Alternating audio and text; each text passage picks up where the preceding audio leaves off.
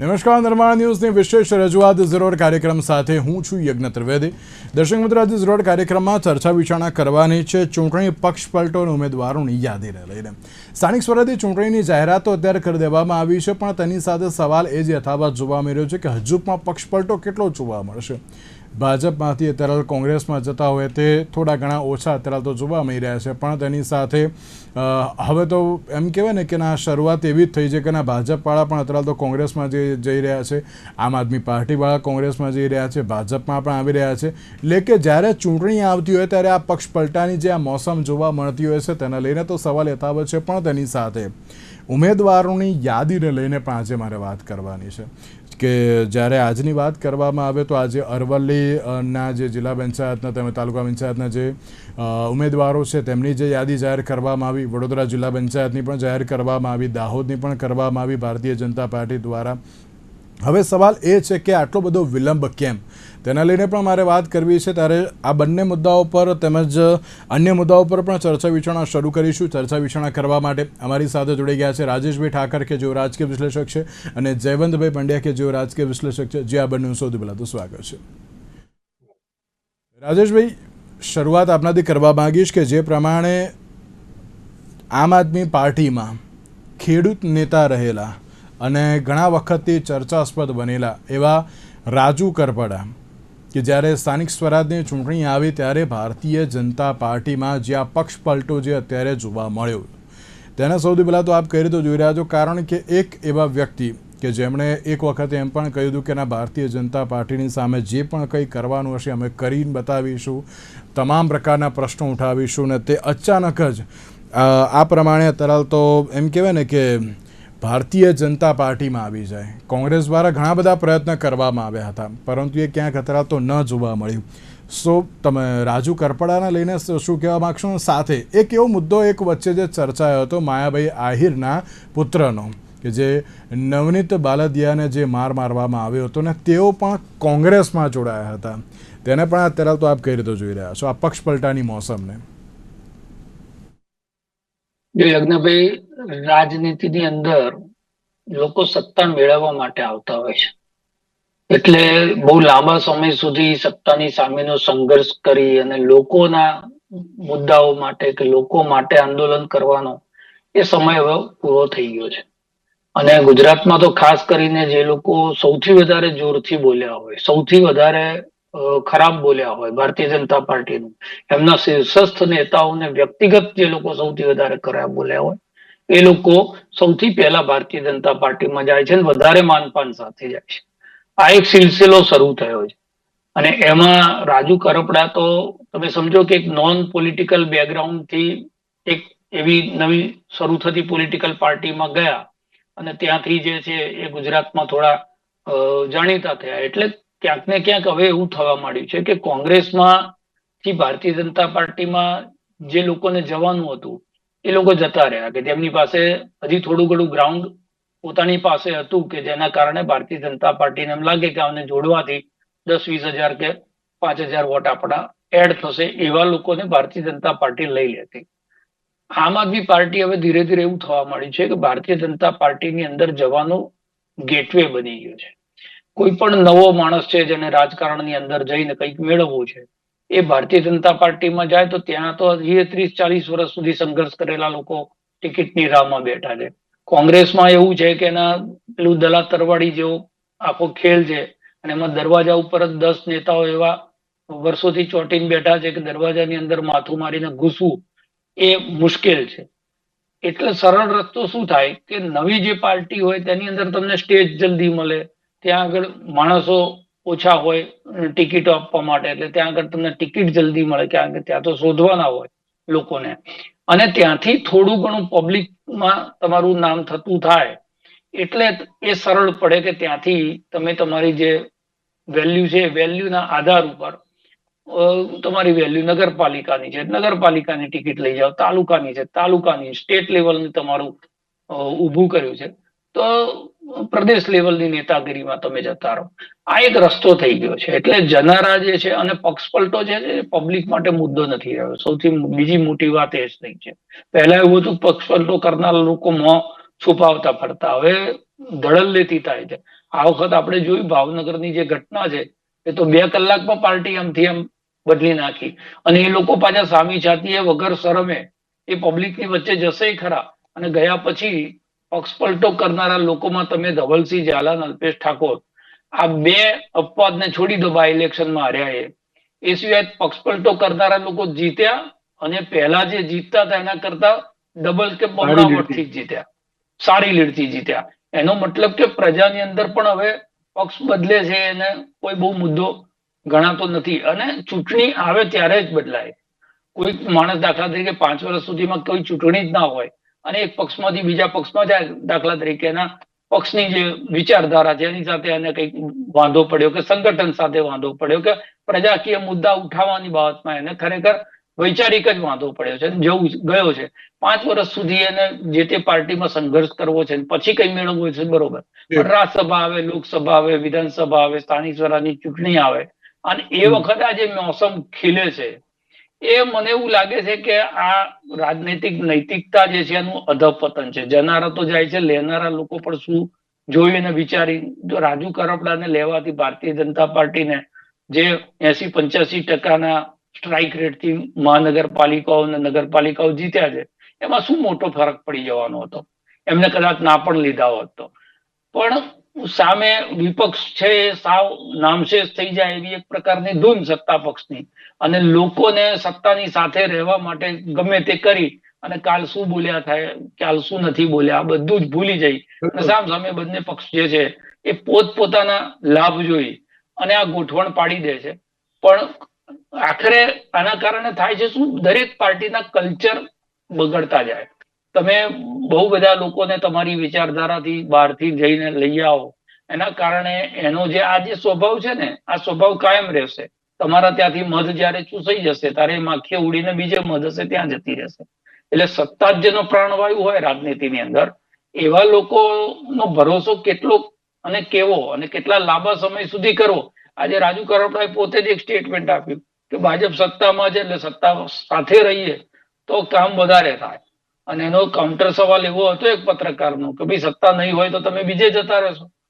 એટલે સવાલ આ છે કે ભારતીય જનતા પાર્ટીમાં આજે 50-60 વર્ષ સુધી સત્તામાં નહીં હોવા છતાં સંઘર્ષ કરેલા લોકો નેતૃત્વમાં છે, અને એ લોકો ત્યાં આગળ ચૂંટાયેલા પદ ઉપર પણ છે, ચૂંટાયેલા પદ ઉપર નથી, સંગઠનના પ્રભાવી હોદ્દાઓ ઉપર પણ છે. બિલકુલ. પણ અહીંયા પરિસ્થિતિ એવી થઈ છે કે દૂર દૂર સુધી સત્તા નથી દેખાતી. જો કોંગ્રેસ આમ આદમી પાર્ટીની સ્થિતિમાં એવું છે કે એવું દેખાતું કે 2027માં સત્તા દેખાતી હોય તો આ અટકે. એમ લાગતું હોય કે પહેલા આપણી જે સ્થિતિ હતી, દાખલા તરીકે 5 મહાનગરપાલિકાઓમાં ટોટલ થઈને આપણી 46 જ કોર્પોરેટર હતા, આ વખત 146 થઈ શકે એવા છે, તો પણ અટકે. પણ ક્યાંક ને ક્યાંક એવું દેખાય છે કે ભાઈ હવે આ પક્ષમાં રહેવાથી બહુ લાંબા સમય સુધી જૂતા ઘસવાથી કઈ વધારે કઈ મળે એવું નથી. તો જેમની 50-40 વર્ષની ઉંમર હોય એ લોકો ત્યાં 20 વર્ષ જૂતા ઘસી અને કશું ના મળવાનું હોય, એના કરતા ચલો ને આપણે જે આપણી અત્યારે કિંમત થતી હોય એટલે વેચાઈ જઈએ. એટલે આ વેચાઈ જવાની મોસમ જે ચૂંટણી આવે ને ત્યારે આવતી હોય છે. બિલકુલ સાચી. જયવંતભાઈ, અત્યારે એમ કહેવાય ને કે માત્ર ભાજપમાં નહીં પરંતુ હવે કોંગ્રેસમાં પણ જે એમ કહેવાય કે પક્ષપલટો વધારે પડતો જોવા મળી રહ્યો છે. ભાજપમાંથી જે પૂર્વ સરપંચ હોય, પૂર્વ કાર્યકર્તા હોય, એ બધા અત્યારે તો કોંગ્રેસમાં પણ જઈ રહ્યા છે. તો આ આયારામ ગયારામની જે પરિસ્થિતિ અત્યારે તો જોવા મળી રહી છે તેને પણ આમ કરી દો જોઈ રહ્યા છો, કારણ કે બધાની એક જ વાત છે, જો મને ટિકિટ નહીં તો હું અત્યારે તો જતો રહીશ. અને એ જ પ્રમાણેની ક્યાંક પરિસ્થિતિ પણ જોવા મળી છે. જે રાજેશભાઈ એક ઉદાહરણ આપ્યું ને બહુ સાચું છે. ભાવનગરની જે પરિસ્થિતિ હતી, એક બેન હતા કે જે 12 વાગે કોંગ્રેસમાં જોડાયા પછી 2 વાગે પાછા ભાજપમાં આવી ગયા પણ હતા. ત્યારે મહિલા સુરક્ષા ઉપર ક્યાંક સવાલ પણ જોવા મળ્યો હતો, અને પછી કે ના એવું કંઈ નહોતું, મને ખાલી બોલાવવામાં આવ્યું હતું. તો આ આયારામ ગયારામની જે આખી પરિસ્થિતિ છે એને આપ પણ કઈ રીતે જુઓ છો? તો રાજેશભાઈ કહી દીધું તો કે સત્તા માટેનો જ ખેલ છે, અને રાજેશભાઈ પણ જાણતા હશે હરિયાણામાં આયારામ ગયારામ એટલે એ ત્યાંથી જ આવ્યું હતું. 15 દિવસમાં 2 વાર પક્ષ પલટો કરેલો. એટલે આ જે ત્યારથી ચાલ્યું આવે છે. આપણે 1977 ની વાત કરીએ તો બાબુભાઈ જસભાઈ પટેલની સરકાર હતી, અને 1977 ની પણ એ પહેલા જયારે કટોકટી લદાઈ ત્યારે તો ઇન્દિરા ગાંધીએ એને સરકારને પાડી દેવા માટે થઈને જનસંઘમાંથી પક્ષ પલટો કરાવેલા. અને પછી જ્યારે જનતા મોરચાની સરકાર આવી ત્યારે કોંગ્રેસમાંથી પક્ષ પલટા થયા. એટલે આ પ્રકારનો ખેલ ચીમનભાઈ પટેલનું યાદ કરીએ તો એ પણ એને જે મૃત્યુ થયું એ સમયે ક્રોસ વોટિંગ થયું હતું, જો કે પક્ષ પલટો નહોતો થયો. પણ કહેવાનો અર્થ એ છે કે આ પ્રકારના પક્ષ પલટા, જે શંકરસિંહ વાઘેલાનો સૌથી મોટો કિસ્સો, આવા ઘણા બધા કિસ્સાની યાદી, લાંબી યાદી બની શકે એમ છે. 2017ની રાજ્યસભાની ચૂંટણી વખતે યાદ કરીએ આપણે તો કોંગ્રેસમાંથી ધડાધડ બધા જે મૂળ ભાજપમાં હતા એવા શંકરસિંહ વાઘેલા, બળવંતસિંહ રાજપૂત ને બધા ઘણા બધા CK રાહુલજી, એવા લોકોએ, તેજસ્વીબેન પટેલ, એવા ઘણા બધા લોકોએ. અને આજે વાત એ છે કે આજે કોઈ પણ ક્ષેત્ર, કારણ કે હું બૃહદ થોડું મૂકવા માંગુ છું કે આજે કોઈ પણ ક્ષેત્રમાં તમે જુઓ તો આ એક થઈ ગયું છે કે હવે કોઈ પણ ભોગે પૈસા પ્રાપ્ત કરવા છે, પદ પ્રાપ્ત કરવું છે, સત્તા પ્રાપ્ત કરવી છે. એટલે તમે ઉદ્યોગ જગતમાં જુઓ કે પછી ફિલ્મ જગત જુઓ કે પછી બીજું કોઈ પણ જગત જુઓ તો એમાં ક્યારે કોણ હાથ મેળવી દેશે એ કહેવાતું નથી. તમે આજે દાખલા તરીકે એક સમયે શાહરૂખ ખાન ને સલમાન ખાન વચ્ચે એટલો બધો ઝઘડો થયો હતો, પછી એ લોકોએ હાથ મેળવી લીધા. જયારે 2015માં દિલ જલે પિક્ચર આવ્યું ત્યારે બાબા સિદ્દીકીની પાર્ટીમાં બંને ભેગા આવી ગયેલા. એટલે આમાં જયારે પરિસ્થિતિ એવી થાય કે જયારે બંને સામે શત્રુતા ઉભી થાય, કાં તો એવી પરિસ્થિતિ સંકટની ઉભી થાય, ત્યારે જેમ હાથ મેળવી દે છે એવું બધા જ ક્ષેત્રમાં થઈ રહ્યું છે. ને હવે બીજું એક સવાલ એ પણ આપણે મારે પૂછવો છે કે આપણે સત્તા પક્ષની વાત કરીએ ને જયવંતભાઈ, મારે પૂછવો છે કે સત્તા પક્ષની વાત કરીએ તો ચલો અત્યારે સત્તા મળશે કે કંઈક અત્યારે તો પદ મળશે એ માટે અત્યારે તો જતા હોય, પણ અત્યારે જયવંતભાઈ કોંગ્રેસમાં પણ જવાને, જે કાર્યકર્તાઓ જવાની જે સંખ્યા વધી ગઈ છે, પૂર્વ સરપંચ હોય કે પછી કાર્યકર્તાઓ બધા વધ્યા છે, તો તેની પાછળનું પણ કારણ શું કહી શકાય? પાછળનું કારણ એ છે કે જેમ કે દાળ ન ગણતી હોય તો જે એમ કહેવાય કે મોટો પક્ષ હોય અથવા મોટી જગ્યા હોય, મોટી કંપની હોય, એની કરતા આપણે જેને કહેવાય ઉજ્જડ એરંડો પ્રધાન, તો નાના પક્ષમાં તમારે વધારે શક્યતા રહે. અમારે ભાવનગરમાં એક વકીલ કમ પત્રકાર કમ એક રાજકારણી હતા, નામ નહીં આપું, પણ એ કહેતા કે મને હંમેશા નાના પક્ષમાં જ રહેવું ગમે છે. એ પોતે મહાનગરપાલિકાની ચૂંટણી લડતા અને એ કહેતા કે આપણે નાના પક્ષમાં હોય ને તો આપણે ગુજરાત રાજ્ય સ્તરના આપણે પદ આપણને મળે અને હતા પણ ખરા. તો એ પ્રકારનું નાના પક્ષમાં, નાની કંપનીમાં રહેવાથી ફાયદો થતો હોય છે એવું ઘણાને લાગતું હોય છે. બીજું કે જયારે વટનો સવાલ હોય, દાખલા તરીકે શંકરસિંહ વાઘેલા, તો આખી જીવન જેમણે એ વિચારધારા માટે લડ્યા છે, ઝૂમ્યા, મહેનત કરી, સંઘર્ષ કર્યો અને એક સત્તા અપાવી, પણ એ પોતાનું જયારે એમ લાગ્યું કે હવે આપણો અહીંયા કઈ દાળ પાણી છે નહીં, આપણું બધું દાણા પાણી ઉઠી ગયા છે અને આપણું અહીંયા કઈ મહત્વ નથી, તો એને પછી પાડી દેવા માટે થઈને એમણે બળવો કર્યો અને અલગ પક્ષ રચ્યો. અને આજની તારીખે પણ એ અલગ પોતાનો ચોખ્ખો લઈને ચાલે છે. એટલે જયારે અહંકારની લડાઈ હોય ત્યારે એનટી રામારાવનું તમે જુઓ તો એવા ઘણા બધા કિસ્સા છે કે જયારે અહંકાર માટે થઈને, એટલે એક સ્વાભિમાન પણ હોય છે અને એક અહંકાર પણ હોય છે. તો અહંકાર માટે થઈને નારાયણ દત્ત તિવારી, અર્જુનસિંહ, આવા બધા ઘણા બધા લોકોએ પોતાના અલગ અલગ પક્ષો રચેલા. શરદ પવારનો દાખલો છે. તો એ પછી એ કાં તો અલગ પક્ષ રચે છે, કાં તો પછી પક્ષ પલટો કરી લે છે. એટલે અત્યારે પણ આપણે ઇન્દ્રનીલ રાજગુરુનું તમે જુઓ, એ અત્યારે તો નિવૃત્ત એમણે જાહેર કરી, પણ એ કોંગ્રેસમાંથી આપમાં ગયેલા, વળી આપમાંથી પાછા કોંગ્રેસમાં આવ્યા. એટલે મૂળ તો આ સત્તાનો ખેલ કાં તો અહંકારનો ખેલ હોય છે. બિલકુલ સાચી વાત છે ને એ પ્રમાણે સુધી પણ જોવા મળી રહ્યું છે.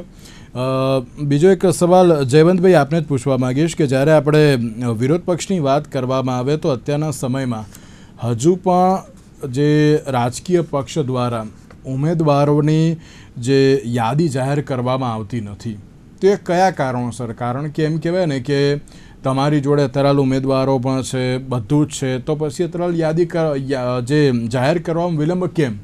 શું હજુ પણ એમ કહેવાય કે નહીં, જે પેલો જાતિના કે જ્ઞાતિના સમીકરણો બેસાડવામાં અત્યારે તો જે સમય લાગી રહ્યો છે કે પછી બળવો થશે, એવી પણ બાબત જોવા મળી રહી છે? હું બંને પાર્ટી માટે પૂછી રહ્યો છું. કોંગ્રેસમાં પણ ક્યાંક એ પ્રકારની પરિસ્થિતિ છે, ભાજપમાં પણ એ પ્રકારની પરિસ્થિતિ છે. જયવંતભાઈ, અમુક જગ્યાએ જાહેર કરી છે, પરંતુ મૂળ પ્રશ્ન એ છે કે આજે દરેક પક્ષને એ પ્રશ્ન સતાવે છે કે આપણે ત્યાં વિદ્રોહ થશે, એટલે બને ત્યાં સુધી છેક છેલ્લી ઘડી સુધી ડીલે કરવું.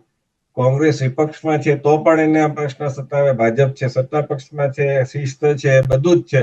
એમ છતાંય તે કાં તો એ કોંગ્રેસની રાહ જોતો હોય, અથવા તો પછી એને વિદ્રોહ થવાની કે અસંતોષ થવાની ભીતિ હોય, ગમે તે કારણે પણ એ મોડું તો થાય જ છે. હવે છેલ્લી ઘડીએ જાહેર કરવું, કોંગ્રેસમાં ઘડીવાર ફોન ઉપર જાહેર કરી દેવામાં આવે છે, છેલ્લી ઘડીએ એને કહેવામાં આવે છે. એવી જ રીતે ભાજપમાં પણ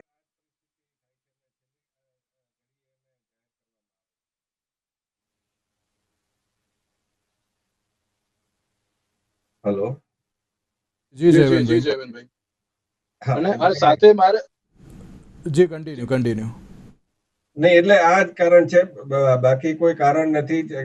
આપણે સામેવાળા કઈ રીતે દાવ ઉતરે છે એની પરથી જ્ઞાતિ જાતિના સમીકરણો રચવા કે પછી એનું વિદ્વત્તા, આ બધું જોવું, લાયકાત જોવી, આવા ઘણા બધા પાસા વિચારતા હોય છે. બિલકુલ. અને મારે એક સવાલ એ પણ આપણે પૂછવો છે કે અત્યારે જ્ઞાતિ જાતિના સમીકરણની બધી વાત અત્યારે તો જોવા મળી રહી છે, પણ એવું કહી શકાય ખરી કે ભાઈ કોંગ્રેસે હજુ યાદી નથી જાહેર કરી તો અમે કેમ કરીએ?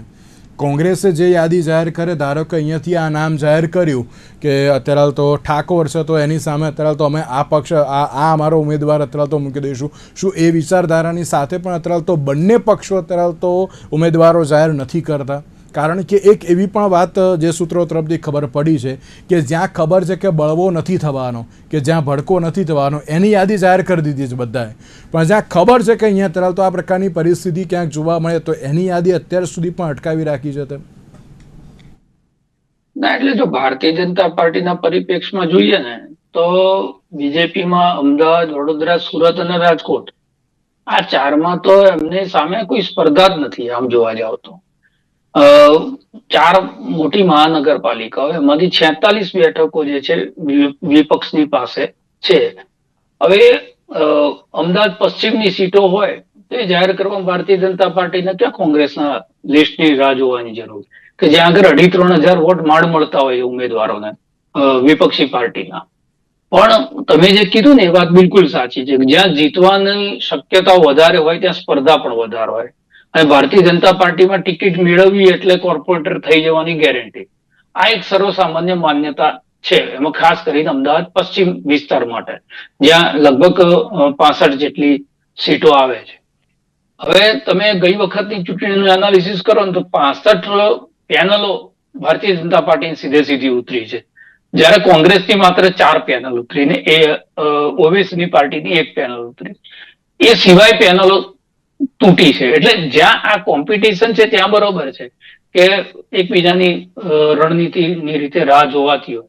બીજું, ભારતીય જનતા પાર્ટી આ વખત કેટલાક નવા ક્રાઇટેરિયામાં એક છેલ્લો ક્રાઇટેરિયા એ કન્ફર્મ નથી, આ તો બધું સૂત્રોના આધાર ઉપર, પણ એક છેલ્લો એક ક્રાઇટેરિયા એની અંદર નવો ઉમેર્યો છે કે જે તે વોર્ડના લોકોને જે તે વોર્ડની અંદર ટિકિટ ફાળવવી. પેલા એવું થતું કે પાલડીમાં રહેતા હોય પણ ખાડિયામાંથી ચૂંટણી લડતા હોય, ખાડિયામાં રહેતા હોય નરોડાથી ચૂંટણી લડતા હોય. પણ આ વખતે આ એક નવો ક્રાઇટેરિયા ઉભો કર્યો છે કે જે સંગઠનની અંદરથી ઘણી બધા લોકોની માગણી હતી કે ભાઈ બહારના લોકોને આવીને અમારે ત્યાં તમે ચૂંટણી લડાવો, એના કરતા જે વોર્ડમાં જે વ્યક્તિ રહેતો હોય એને ટિકિટ આપવી. તો એ જે નવા ક્રાઇટેરિયા છે એના આધાર ઉપર બીજું 10,000 જેટલા લોકોને આની અંદર ટિકિટ ફાળવવાની હોય છે. અને ખાસ કરીને જિલ્લા તાલુકા પંચાયત બળવાની સ્થિતિ છે ને, શહેરોમાં કોંગ્રેસમાં તો હારવાની સીટ ઉપર પણ જે છે બળવો થતો હોય છે, જે સીટો ઉપર જીતવાનું ના હોય ત્યાં પણ ઝઘડા થતા હોય છે. ભારતીય જનતા પાર્ટીમાં જે સૌથી વધારે ડર એમને હોય છે કે અસંતોષ. હવે આમાં કેવું છે, મીડિયાની અંદર 10 જગ્યાએ ઘટનાઓ ઘટે ને તો ભાજપમાં ભડકો, કોંગ્રેસમાં કકળાટ, આપણે એની ચર્ચા શરૂ કરતા રહીએ. એટલે એક નેરેટિવ ઉભો થાય. પહેલા તો ભાજપમાં ક્યારે આવું નતું થતું ને હવે થયું. એટલે જિલ્લા તાલુકા લેવલ ઉપર 100%ની વાત છે. એમાં ખાસ કરીને સૌરાષ્ટ્રમાં ભારતીય જનતા પાર્ટી છાસ ફૂકી ફૂકીને ચાલે એવી એમની સ્થિતિ છે. પણ ઓલ ઓવર હવે 11 તારીખ છેલ્લી તારીખ છે ફોર્મ ભરવાની, એટલે આવતીકાલનો દિવસ છે એ ફાઇનલાઇઝ કરવામાં ઘણી વખત એવું થાય છે કે ઉતાવળે કરવામાં, જેમ ગઈ વખતે કોંગ્રેસને થયું હતું કે અનામત સીટ ઉપર સામાન્ય ઉમેદવારને મેન્ડેટ આપી દીધો હતો નારણપુરામાં, અને 1 સીટ બિનહરીફ ભારતીય જનતા પાર્ટી જીતી ગઈ હતી. એટલે ઘણી વખત એવું થાય પછી એનું જે પાછળનું મેનેજમેન્ટ છે, તમે લિસ્ટ તો જાહેર કરી દીધું, હવે કોંગ્રેસમાં જીપીસીસીમાં ચર્ચા કરવાને બદલે કોઈ ફાર્મ હાઉસમાં ચર્ચા થાય. પછી નેતાઓ જેવું લિસ્ટ બહાર પડશે એટલે મોબાઈલ સ્વિચ ઓફ કરી દેશે.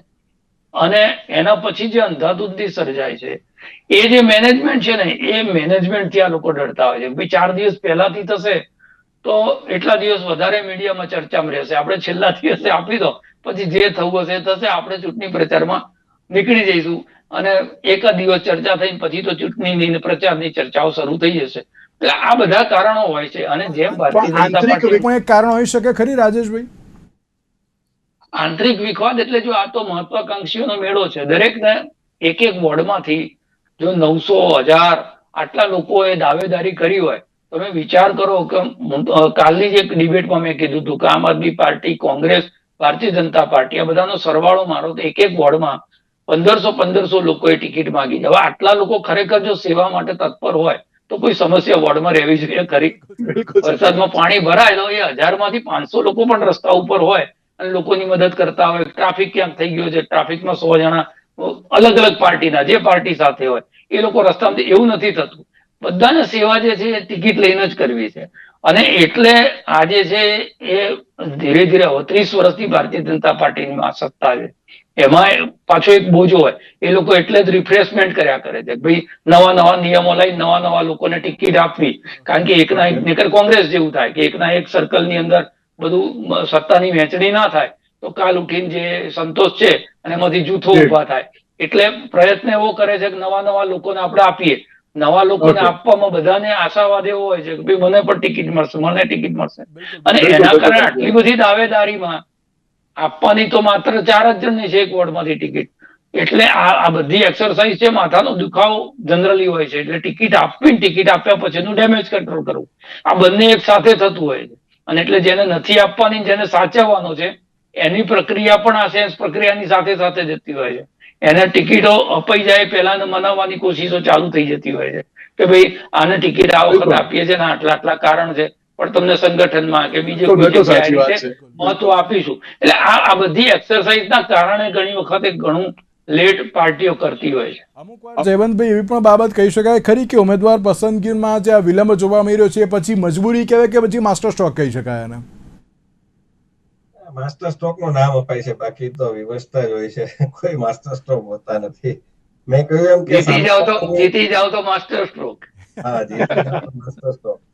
પણ મૂળ પ્રશ્ન એ છે કે આજે છે ને દરેક ક્ષેત્રમાં ફરીવાર એ આખું એક ફિનોમિના છે કે દરેક ક્ષેત્રમાં ડિસેન્ટ્રલાઇઝેશન થોડું થયું છે. આપણને ભાજપમાં ભલે સેન્ટ્રલાઇઝેશન લાગે, પણ ડિસેન્ટ્રલાઇઝેશન એ રીતે થયું છે કે આજે મોબાઈલ છે, સ્માર્ટફોન છે અને સોશિયલ મીડિયા છે. આ બધાના કારણે છે ને પહેલા જે શિસ્ત હતી ને એ શિસ્તનો દરેક ક્ષેત્રમાં અભાવ જોવા મળે છે. એટલે તમે આજે જે રાજેશભાઈ કીધું કે મોબાઈલ ફોન કરીને બેસી જવું પડે. પહેલા સાહેબ તંત્રીની કેબિનમાં જવું હોય કે બીજા કોઈની કેબિનમાં જવું હોય તો 10 વાર વિચાર કરવો પડે. આજે એ ફ્રેન્ડલી એટમોસ્ફિયર છે, એ વાત સાચી છે, પણ ક્યાંક એને કારણે શિસ્તનો અભાવ જોવા મળે છે. આજે વડીલની જે પેલા માન્ય એક હું સમાજની વાત કરું તો વડીલની જે કામન્ય હતી કે વડીલ આવે ને સાહેબ એટલે ઘરમાં પ્રવેશ કરે એટલે બધા આમ સોંપો પડી જાય, એ સ્થિતિ જોવા મળતી હતી. એ દરેક ક્ષેત્રમાં એ પ્રકારનું વાતાવરણ હતું. આજે એવું નથી રહ્યું. આજે તમે રાહુલ ગાંધીના ભાષણમાં પણ પહેલા ભાષણના અનુવાદ કરતા હોય એ સ્ટેજ ઉપરથી નીકળી જાય કે એને 2-3 વાર કહેવું પડે તો એની તૈયારી બરાબર ન હોય કે પછી આપણે જે ભાજપમાં કોઈ એવા કાર્યક્રમોમાં એવું થતું હોય છે. તો આ બધું કેવી રીતે થાય છે? એનું કારણ શિસ્તનો અભાવ છે. આજે લોકોને કોઈ પડી જ નથી. તમે આજે જુઓ તો ઘણીવાર સોશિયલ મીડિયા ઉપર રાજીનામું આપી દે છે અને પછી ઘાયલ હું ને ઘાતક હું ને પછી આવા સંવાદો ફટકારવાના ને. એટલે કહેવાનો અર્થ એ છે કે દરેક આમાં માત્ર વ્યવસ્થા છે કે ભાઈ આપણે રાહ જુઓ, આપણે કોઈ બળવો ન કરે, વિદ્રોહ ન કરે, સામેવાળાની શું રણનીતિ છે એ જોવાનું. અને આમાં તો ઘણીવાર અંદરથી ફૂટેલા હોય તો પેલા લિસ્ટ પણ આપી દેતા હશે એકબીજાને, એટલે એ પણ જાહેર થઈ જતું હોય એવું પણ જોવા મળે છે. કહેવાનો અર્થ એ છે કે આમાં યાદ એ કરે છે કે ભાઈ આપણે સામેવાળા ક્યારે જાહેર કરે છે, આપણી અંદર શું સ્થિતિ છે. અને જેમ પક્ષ મોટો થતો જાય એ તો દાવેદારી વધવાની જ છે. પરંતુ કોઈને નારાજ નથી કરવા. હવે તમે જો ભાજપમાં જે નવું સંગઠન છે જ્યારથી શરૂ થયું છે તો એમાં પદની રીતસર લાણી. કોંગ્રેસમાં વચ્ચે એવું હતું કે ઉપપ્રમુખોની સંખ્યા એટલી, તો એમ આપણને એમ લાગે કે વોર્ડ દીઠ બધી જાહેરાત કરી દીધી એમ. આટલા કોંગ્રેસમાં જયવંતભાઈ 75 ઉપપ્રમુખો, હા 48 મહામંત્રીઓ હા અને લગભગ એટલા ને એટલા મંત્રીઓ. હા, એવી રીતે ભાજપમાં પણ હમણાં તમે સહપ્રવક્તાની યાદી જુઓ કે બીજા જે કઈ નિમણૂકો થાય, સોશિયલ મીડિયા અને આન તેને, એટલે બધાને ખુશ રાખો, બધાને એ કરો. એ મહત્વની વાત છે કે બધાને તમારે ખુશ રાખવાના છે. બધી એમાં સવાલ એ જ છે કરવાના છે. જી, સવાલ એ જ થતો હોય છે ભાઈ કે છેલ્લે એક મુખ્યમંત્રી ભૂપેન્દ્ર પટેલ દ્વારા પણ જે સ્ટેટમેન્ટ આપવામાં આવ્યું હતું કે ખબર છે આટલા જ પદ છે, ખબર છે આ જ પ્રકારની પરિસ્થિતિ છે, તો પણ અત્યારે તો કેમ અત્યારે તો લોકો આવું કરી રહ્યા છે તે ક્યાંક તેમણે સવાલ કર્યો હતો. અને કાર્યકર્તાઓ પણ આ પ્રકારની પરિસ્થિતિ કેમ કરી દેવું કહ્યું હતું. જે પેલી નિમણૂકો થતી હતી એના ઉપર મોદીજીને આવ્યા પછી રોક લાગી. બાકી તો એ પણ પદો કેટલા બધા ક્રિએટ થઈ શકે, સલાહકાર ના એટલે બિલકુલ. એટલે સવાલ હવે એ જ છે કે હવે કેટલું હજુ વિલંબ પણ કરવામાં આવશે અને ક્યારે હવે યાદી જાહેર કરવામાં આવશે. જયવંતભાઈ, રાજેશભાઈ, આ બંનેનો આભાર અમારી સાથે આ ચર્ચા વિચારણામાં જોડાવા માટે. તો દર્શક મિત્રો, આજના વિશેષ કાર્યક્રમ મને આપશે. નમસ્કાર.